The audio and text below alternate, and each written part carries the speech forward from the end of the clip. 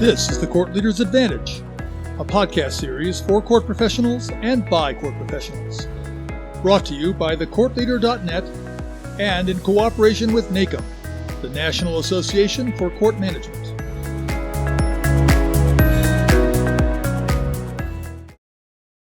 Is there another concept in court administration that has been discussed, studied, and analyzed more than leadership?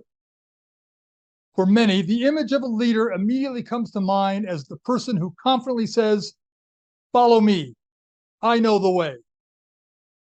It implies that the leader can always be relied upon to have the answers.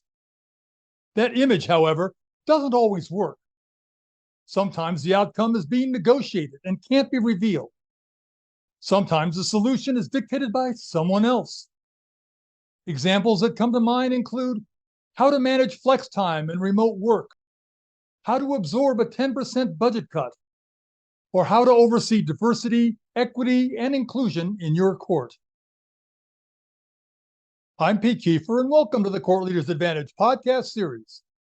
This month, we're looking at leadership in the courts and how we handle day-to-day challenges. Today, we're going to chat with folks who deal with questions of leadership on a daily basis.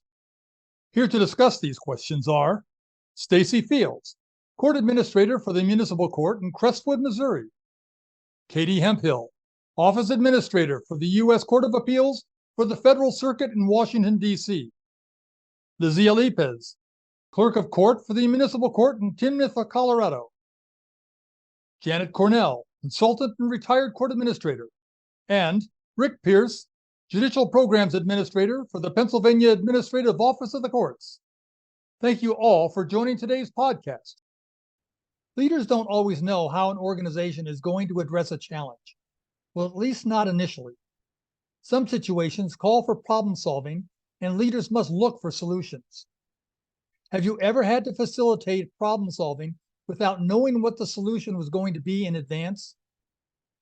Can a leader start off a problem-solving session with staff with the statement, "I don't know what the answer is," and not look weak? Janet Cornell? My first answer is yes, I have had to approach a problem where I did not have the answer. And yes, I believe it's okay for a leader to say, "I don't know." I think it's a myth that in our workplace, we think that leaders know everything. Instead, I think leaders need to be nimble, need to be able to learn, and need to be comfortable with ambiguity. How do they do that? In my experience, they really need to know their job, know your job, know the court's business, know what the vision is for the court or for the particular endeavor, and think about the different roles that might be needed depending on the circumstance. One of our NACOM colleagues, Joe Fazzari, has recently written a book called Courthouse Confidential. In that book, he described what he considers characteristics of a successful court administrator or a court leader. They include communication, decisiveness, accountability for one's actions, being a role model, and having competence. I try to practice those, but I do have to close my comment by saying I am still a student of this topic of successful court leadership. Can you give an example of a time when you did not know what the solution was when you started a problem-solving session? Well, one example is during the fiscal crisis, I think in 2008, where the court was tasked with finding significant budget cuts. You know, as the court administrator, we thought we had carved off all we could. But I decided, with the support of the presiding judge and our senior leadership team, to set a brown bag time for staff to come meet with me with maybe some of their ideas as to how we could find more savings. And they could drop in. Some came individually, some came in pairs because they were more comfortable with that. Ultimately, they came with some ideas that really led the discussion for further initiatives to cut the budget. things that I would not have thought about. Katie Hempill. So I think that one characteristic of being a strong leader is being a team player. And to me, this extends to problem solving by acknowledging that often it's the frontline staff who have the best insight into what the most appropriate solutions are going to be to a problem. So allowing that input from your team and even allowing challenges to your point of view, I believe makes that leader look stronger and not weaker because they're not threatened by other people having good ideas. And I'm a firm believer that many hands make light work. So working together to tackle a problem, a team can come up with a better solution and implement it more quickly than a leader can if they're just acting on their own. So in my office, every year at the start of the fiscal year, we have a call out for staff to identify any areas that we can create a process improvement. And those are voted on and decided what we're going to tackle for that year. And then we create project teams. So different individuals within the office are given the opportunity to be that leader. And it always starts the same way. You meet with your team and you discuss what's the best approach to tackle that problem. And you brainstorm all the possible solutions and then go off and research them to see which is going to be the most feasible. When asked, many people think that the two most important leadership traits are authenticity and transparency. This can be difficult in times of instability, such as a crisis. For example, the COVID crisis, or if you're in the middle of a 10% budget reduction. Have you ever had to manage staff when you do not have the answers, and answers were what staff desperately wanted? Stacey Field? Yes, I have. And I'm currently contending with what I consider a rotating crisis. In our state, we had each of the municipal divisions were able to have their own case management system. So the state decided to implement an overall statewide case management system. So we had slightly more advanced functionality in our system. So when the conversion came over, there was a shift in deadlines. Some functionality didn't work. We had a gap in terminology because it was terminology that was based in the circuit courts versus what we used in municipal. So it was a lot of conflict in that and people wanting answers because we were, accustomed to our comfort zones. We were accustomed to a specific way and process of being able to do things. And here we have a fluid system that consistently changes. So periodically we go through those growth pains. So it is something that we continually deal with, but I've learned through it that sometimes not having an answer is the answer. We may not like that, but as a leader, if we can help our team move from, okay, this is what I want to this is what I need in order to do my job well, then we can kind of work through the little hiccups that come along the way, because there is frustration on the end of those that are implementing and also, the users. So that really became a place where we had to grow as a team. I had to grow as a leader in order to be able to handle things well. And it was a growing process, and we're still going through it, but I think that we're better able to handle it now because we understand that there is going to be change and we just have to find what our foundation is and stay on that foundation and know where our goal is and just keep working toward it. Did you have to respond to specific complaints when the new system was being implemented? And what did you do? That was pretty spicy. Really? It was pretty spicy. And so it again was a growth because for a very, very long time, we didn't have change. So, you were talking about something that was deeply entrenched in not only process-wise, but who people felt that they were. So it was tampering with two different ideals. So we really had to come back to who we are as professionals, what it is that we're called to do, and understand that we can adapt to that change. We weren't born into being court administrators. We weren't born in the courts. So we had a process of learning, and we just kind of had to refamiliarize ourselves with the fact that, we are to continually be students. Lizzie, Alipaz? I haven't had the chance, or I was fortunate enough to not have to deal with something like that yet. My court is very, very small, so I wear different hats, so I don't have stuff under me. But I think sometimes you have to manage and be very transparent and authentic with defendants. Sometimes that's the people you will have to not convince, but help that you have an answer for every situation and questions they have.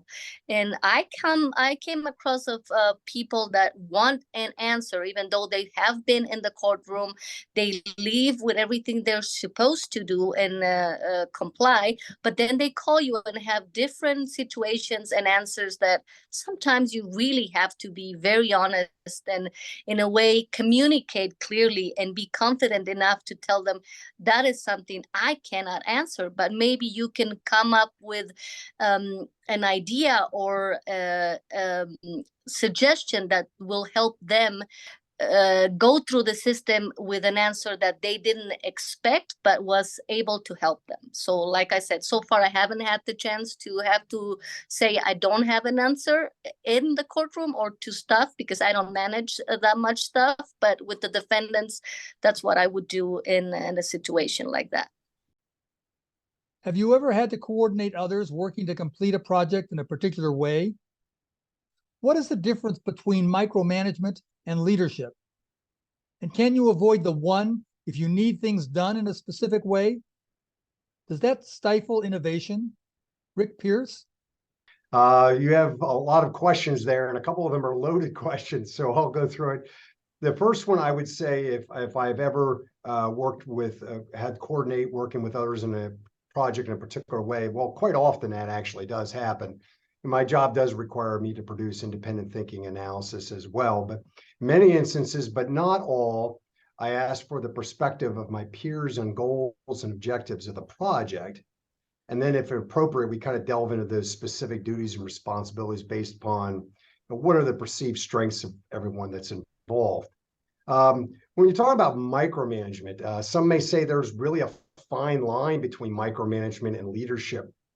And I think, once again, it's really looking at the two words, perspective and perception, that really may be very telling. Micromanagement carries a very negative connotation. When we all hear that, we think of something that's negative and not necessarily what it's truly defined. At its core, at its definition, it's really the intense supervision and attention to detail for a particular task or all tasks.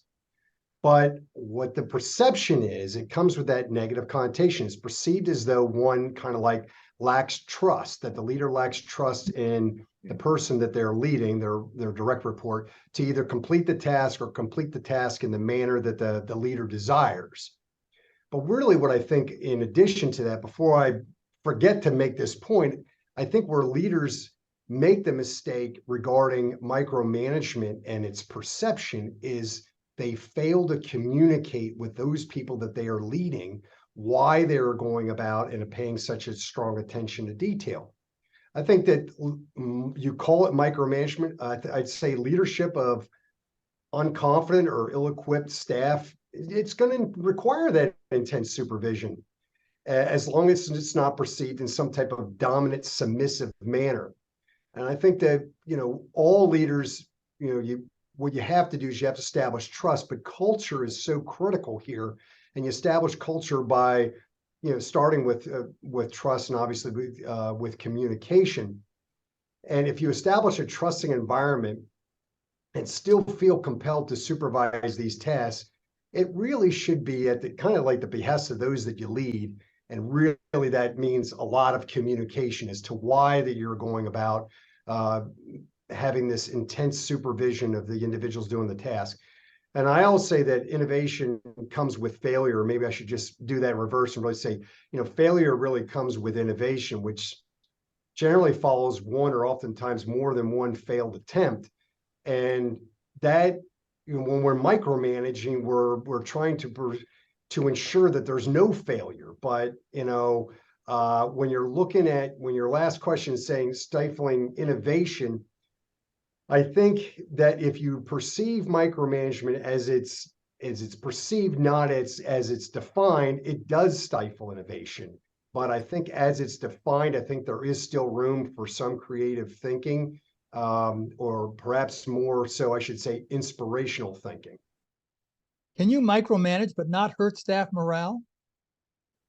I do think you can do it, provided that you make painstaking efforts to communicate why you're going about with the supervision as it is. If you do not communicate in that manner to your staff, the people that are directly reporting to you, then the perception is going to be that you're this cloud hanging over them. And yes, then there's you have changed the culture, in other words, in your environment, and it's a culture that you don't want to change it to. It's a culture of control instead of trust.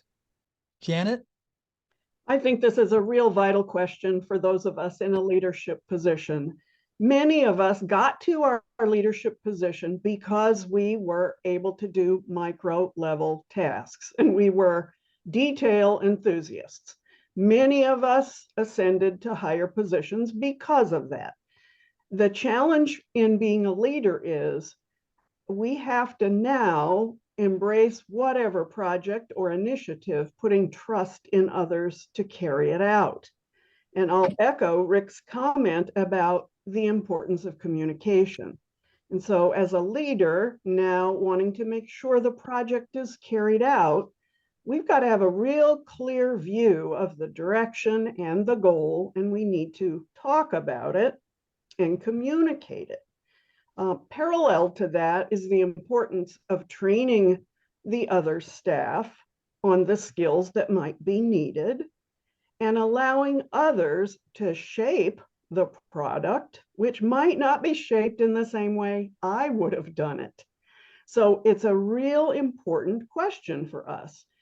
I also think you can micromanage without stifling enthusiasm and commitment.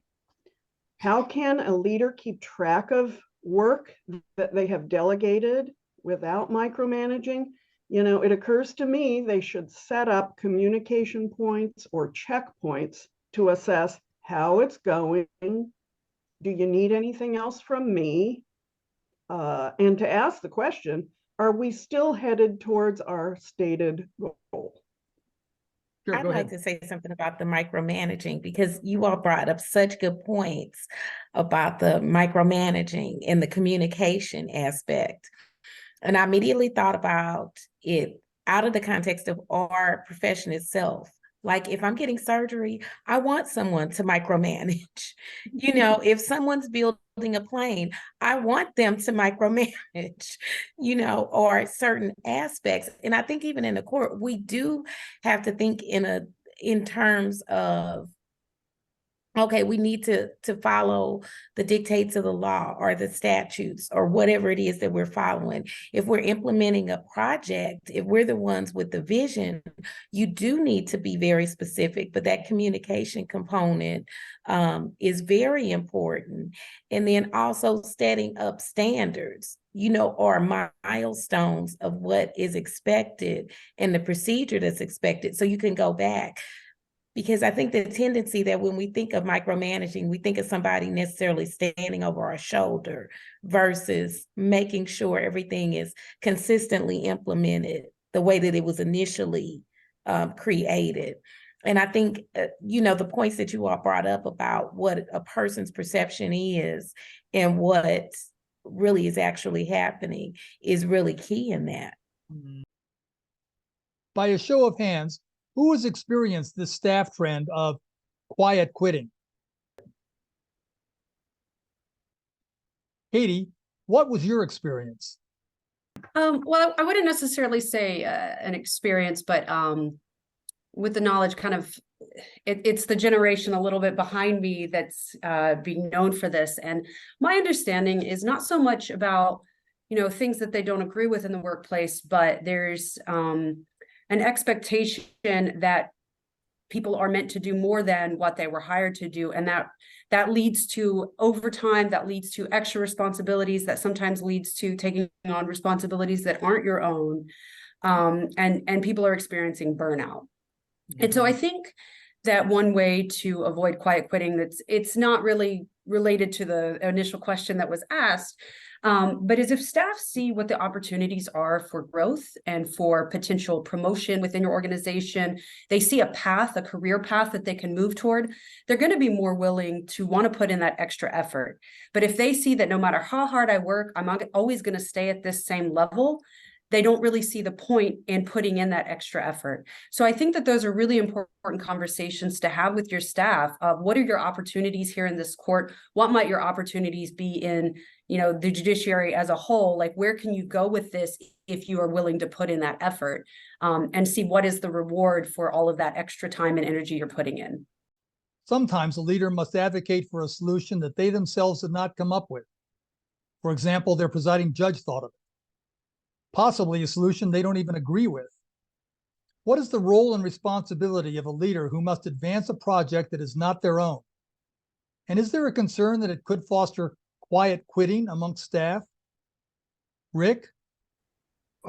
Peter, I'll start with just saying that I think really it's kind of inherent in the position, but every court administrator should park their ego at the courthouse door every day, or otherwise you're going to learn the hard way, especially when you're working generally with judges. I think as administrators, we have to look at it and say, okay, we're going to advocate what's best for the community in our court, not necessarily ourselves. And so that means somebody else came up with the idea or something that we even run contrary to. I think we still have to accept that. But there's still something to be said too, that one should not back down or at least learn where their boundaries are or their lane when either the solution is proposed is not right or suggest how one can augment their proposed solution. So you've had experience with quiet quitting? I think we've all experienced that in whatever term you want to use. And yes, that definitely takes place. And yes, that is a concern. I think as administrators, as court administrators and clerks, really, we have to look at ourselves as we're not, in some respects, we're decision makers, but more likely the decision makers, particularly in the very big ticket items, are going to fall to the presiding judge. So we have to be used really as influencers. And I think we are influencers not only with the people that we report to, but influencers in many respects to the people who report to us. So I think we do that by we start out, we prove our legitimacy on what we know and how we know that things are supposed to work and why they work the way they do, and explain to the individuals who are on our staff to say, this means something, this should mean something to you because it has a direct impact upon you, and do your utmost to get those individuals engaged, whatever strategy you're going to use. And then I think it also, all the other character traits that come into some of the things that we've talked about already, about transparency and then communication, fully explaining and justifying yourselves before you give an opinion, really make a difference or can make a difference with some of these individuals who we were saying are quote, quiet quitting. I think if we take these steps to prove our credibility, then we have a sense that we have an opportunity. I'm not saying it's going to happen in every case, but we have an opportunity to develop some trust. And I think if we develop trust and a connection, you're going to hear me say that probably 5 more times today. But if we make a connection with these individuals, then they're more likely than less likely to rejoin the fold, so to speak, and not necessarily perform quiet quitting and just do the bare minimum when they come in. Lizzie? To the first part of your question about having to do a project or having to deal with something that you don't actually agree, I agree with Rick when he said there's certain boundaries and we have to commit to do what is best for our community, for our court, for the people that we serve. Yes, there will be, I think in everyday life, you have to learn to agree to disagree. And more so as a leader, I think that the communication that we've been talking, and the authenticity, that the integrity, what you work and you believe you project to other people, is what you can do when you have to follow a solution, a decision, or even a project that you don't agree with, as long as it doesn't interfere with your integrity, your beliefs, and what is correct in what you're doing. On the second part, yes, of course, there's concerns that, like you said, with the generation nowadays, they're not built, or their mind is not like, we're going to go the extra mile. In my personal experience, I am thankful that I had a strict dad that always forced me and pushed me to do and go the extra mile. So I can't say I'm an overachiever, but I like to go the extra 1, 2, 3, or 10 miles that I have to do in what we do, not only in my life. I think in what the place that we work, court or anything, we have to communicate and try to go over what we're expected to serve, not only our court, but our system, our laws, and to serve the people that come to us. So that will be the extra mile for me. And to avoid that concern that we have with the quiet quitting, I put my self-example as being motivated to do that extra part. I think if you keep your stuff and the people you work with motivated, and you let them know that they're listened, their concerns and opinions are listened, I think that's a quite good way to try to avoid that quiet quitting. Finally, what is the one piece of advice you would like people tuning into today's episode to come away with? Lizzie? I think I would keep what we said in the beginning, being honest, transparent, and authentic, because that leads to other things. Being transparent, honest leads to having more communication, leading people, motivating them. I think that is one thing, or if you want to call it 3 things, that expand to other characteristics of a leader. That is what I would definitely keep and advise to have as a leader. And knowing that you can be authentic and honest, those are the characteristics that create a positive work environment. And having a positive work environment facilitates a job to be more goal-oriented and accepting the disagreements that we already mentioned also. Katie? So I would say that my one piece of advice, I'm assuming that some of the listeners today are not in leadership positions. And I would say that firstly, being a leader is not just having a title that puts you in authority over others. You can be a leader at any level of your position, and you can also look for opportunities to hone those leadership skills so that when the time arises that you can get into one of those positions, that you're ready. And kind of leading from that, don't wait until you feel like you are ready, because I think a lot of people, they don't feel like they are a leader until someone tells them that they're good enough. If an opportunity comes up, just go for it, and you can learn as you go. The characteristics that, like Lizzie just mentioned, of a leader aren't necessarily something that you gain through experience as a leader, but just being a person and being a colleague. Stacey? I'm going to say, as a leader, what I would like to leave people with is to don't forget the vision and the mission. The vision is your North Star that's going to keep you centered and focused, that gives you a point to always come back to, and being part of that team. You never know. Sometimes I look at leadership like the geese when they're flying, that, at some point there's one in the lead, and then when it gets tired, it backs down. Now, it doesn't mean that you shift your position as a leader, but there may be someone, that can contribute to that vision, or what you're doing at a point where you may be working on something else, and you can trust that person to take that lead. And then not to forget the mission, because the mission isn't just about getting the team to accomplish a goal. It's to make sure as much as possible that the team gets there in one piece, that you don't have casualties, along the way. So you want to make sure that you're not just so focused on completing the mission that you forget about the people that you're serving with and you're working with. Janet? I really like the answers I've heard so far. I would add to that, my one piece of advice would be, as a leader, to always be open and always learning. Don't assume you've got it all figured out for all time and eternity. That would be my one piece of advice. Rick? Well, these have all been some wonderful points made by everyone. I will close just by saying, I think this question anyway, say it's more like to me, it's like a constellation view, to take up on what Stacey said of leadership, in the sense that when you look at the North Star in the wintertime, it's the brightest star in the sky from that particular constellation. But in the summer sky, it is yielded its brightness to another star. Realizing that leadership really it's like a team sport. And so in other words, to be a successful leader, you got to be able to nurture that wide variety of relationships from a diverse group of thinkers, and they're going to have varying perspectives. And how do we do that? We connect. There's that word again, connection. Successful leaders, I think, are the ones who have people who follow them because they want to follow them, not because they have to. Those are the quiet quitters that we've talked about.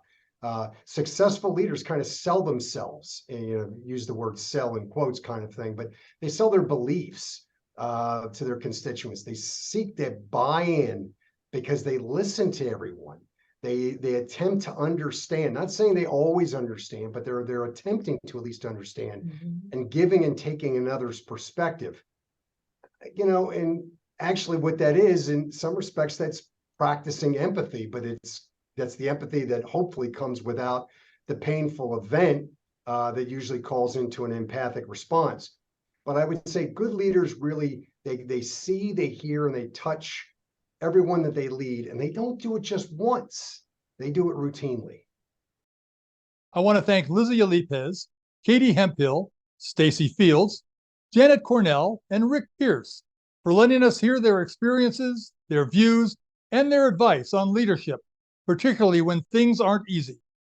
We can always learn more from the encounters of those who have actually had to face these challenges. As always, my thanks to you, court professionals, tuning into today's episode. As court professionals, your leadership is on display every day, and it inspires all of us. Thank you. Join us on Tuesday, July 18th, for another episode dealing with the issues facing our courts. This has been the Court Leaders Advantage podcast series. I'm Pete Kiefer, and thanks for joining us today.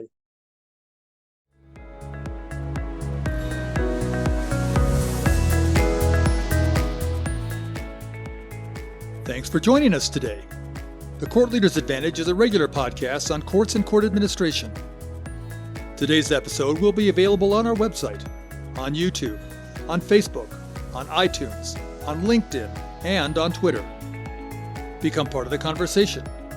If you have questions, comments, or ideas for future episodes, email us. Our address is CLApodcast, that's all one word, @nacomnet.org. Did you hear an interesting comment by one of the panelists that you would like to listen to again, but you don't want to search through the entire episode to find it? The additional resources section of the webpage contains a question time marker sheet. Just find the discussion question on the sheet, and next to it is the time that question was asked. You can then quickly fast forward to that time in the episode and listen to the panelists' comments. Remember, if you don't have time to watch an episode, you can always listen to the audio version. Listen in your car or on the bus on your way to or from work. You never have to miss an episode. I'm Pete Kiefer, and on behalf of our guests, the Court Leader website, and the National Association for Court Management, thank you, and have a great day. The views, information, and opinions expressed during this episode are solely those of the host and the individual presenters.